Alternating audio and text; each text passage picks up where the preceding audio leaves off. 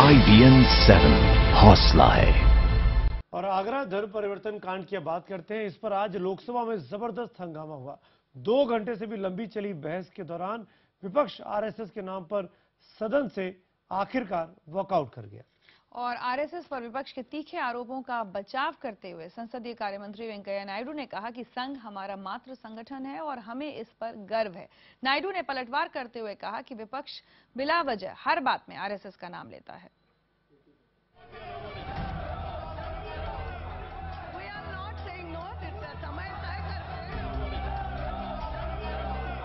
आगरा धर्मांतरण कांड की गूंज गुरुवार को भी संसद में सुनाई दी। सदन की कार्यवाही में विपक्ष के अड़ंगे को देखते हुए सरकार ने तुरुप का इक्का चला। संसदीय कार्य मंत्री वेंकैया नायडू ने कहा कि अगर सबकी राय हो तो सरकार धर्मांतरण के खिलाफ कानून ला सकती है, लेकिन इस पर अलग से व्यापक चर्चा होनी चाहिए। धर्म परिवर्तन रोकने के लिए इस देश में कानून लाने के लिए हमारा बचपन से हमारा मांग है, हमारा सिद्धांत है, हमारा विचारधारा है। इसलिए उस दिशा में हम सब लोग मिलकर चर्चा करें, एक अच्छा कानून बनाए, सभी स्टेट्स में मिलकर इसको अमल करें। लेकिन विपक्ष तत्काल चर्चा पर अड़ा था, लिहाजा दोपहर बाद चर्चा शुरू हुई और लंबी चली। लेकिन जब बारी आई सरकार के जवाब की तो मामला बिगड़ गया। संसदीय कार्य मंत्री वेंकैया नायडू ने आगरा के मामले को पूरी तरह राज्य सरकार का मामला बताया।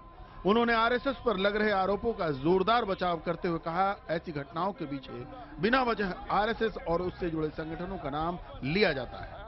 नायडू ने यह भी कहा कि उन्हें गर्व है कि वो आरएसएस से जुड़े हुए हैं।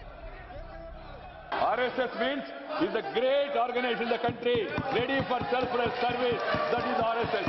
I feel proud. I feel proud. I have the RSS background. Because of RSS background, discipline, character, caliber, capacity, I have come to this level.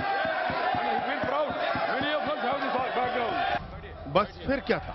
Venkaiah Naidu के बयान पर विपक्ष ने जोरदार नारेबाजी की और सरकार के जवाब से असंतुष्ट होते हुए सदन से वॉकआउट कर दिया।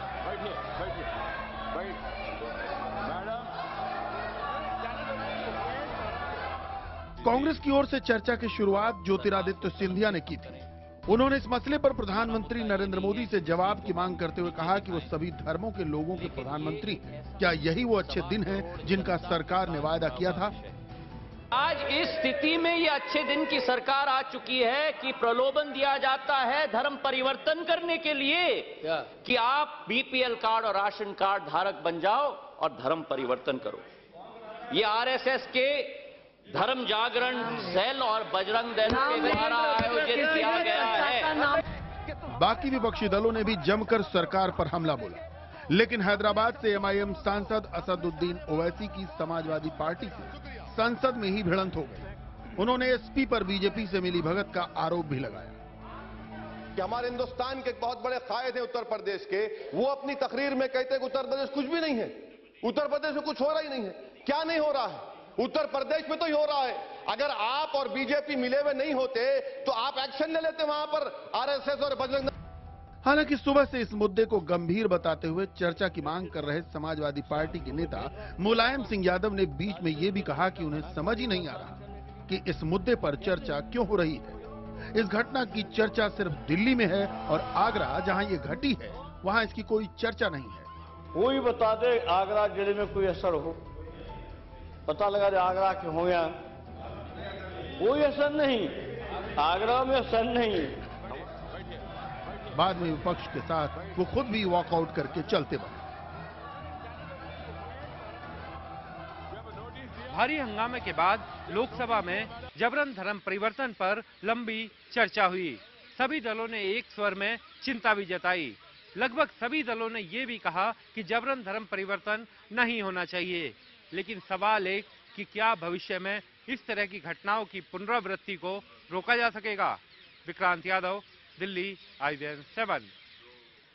वैसे आपको बता दें कि इस हंगामे के बावजूद खबर यह है कि अलीगढ़ में 25 नवंबर को उत्तर प्रदेश की धर्म जागरण समिति एक बड़ा आयोजन करने जा रही है और ये भी खबर है कि आगरा की तर्ज पर ही इस कार्यक्रम में बड़े पैमाने पर ईसाई और मुस्लिम समुदाय से जुड़े लोगों का धर्म परिवर्तन कराया जाएगा। उन्हें हिंदू धर्म में वापस लाने की बात कही जा रही है, लेकिन अब इस आयोजन से भी जुड़ा एक बड़ा विवाद सामने आया है।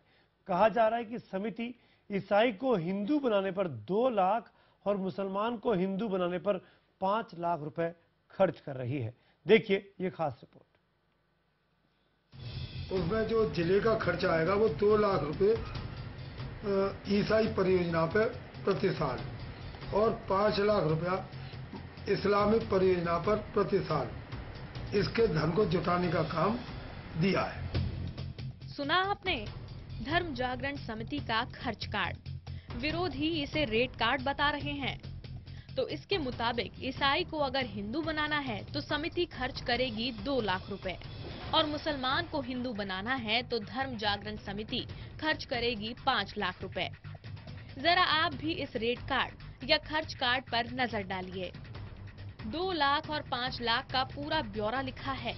सवाल ये है कि क्या ये धर्म परिवर्तन करने वालों को दिया जाने वाला लालच है? ये सवाल धर्म जागरण समिति के पश्चिमी यूपी के प्रभारी राजेश्वर सिंह को कतई पसंद नहीं आया।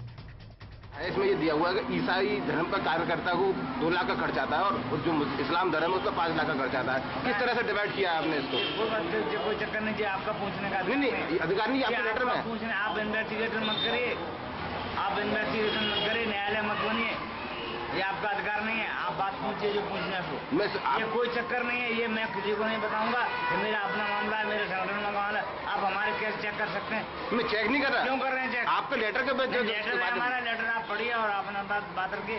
आप हिंदू आप कुछ दे रहे हैं क्या? आप हमें दे रहे हैं कुछ? मैं तो अभी नहीं दे रहा। तो फिर आप क्यों पूछ रहे हो? हमारा क्या अधिकार है पूछने का? हालांकि जिस चिट्ठी के हवाले से आप ये खबर देख रहे हैं वो पश्चिमी यूपी के धर्म जागरण समिति के प्रभारी राजेश्वर सिंह ने ही लिखी है। इस चिट्ठी में धर्म परिवर्तन का लक्ष्य भी रखा गया है। इसमें ये भी लिखा है कि इस साल धर्म जागरण समिति ने 1 लाख लोगों के धर्म परिवर्तन का लक्ष्य रखा है। कोई खुलकर नहीं बोल रहा है, लेकिन सूत्रों से मिली खबरों के मुताबिक अलीगढ़ में 25 दिसंबर को होने वाले धर्म परिवर्तन कार्यक्रम में 5000 ईसाई और मुसलमान लोगों को हिंदू धर्म में वापस लाया जाएगा। धर्म जागरण समिति इसे घर वापसी कहती है। वैसे अलीगढ़ के बीजेपी सांसद सतीश गौतम भी इस कार्यक्रम में जाने की तैयारी जोर शोर से कर रहे हैं। उनका कहना है कि हर साल की तरह उन्हें इस साल भी बुलाया गया है। ये बसपा को और सपा को और कांग्रेस को अब ध्यान आ रहा है। ये हर साल की भांति की तरह घर वापसी का प्रोग्राम संगठन करते आए हैं। आगरा में धर्म परिवर्तन का मामला अभी गरमाया हुआ है। संसद से सड़क तक बवाल हो रहा है। आरोप लग रहे हैं कि 50 से ज्यादा मुसलमान परिवारों को बरगलाकर धर्म परिवर्तन कराया गया। इस मामले में यूपी सरकार ने एफआईआर तक दर्ज की है, लेकिन अब अलीगढ़ में होने वाले एक और इसी तरह के आयोजन ने अखिलेश सरकार के लिए नई चुनौती खड़ी कर दी है। कहीं कुछ नहीं होने जा रहा, किसी की हैसियत नहीं अलीगढ़ में कोई ऐसे कार्यक्रम करने।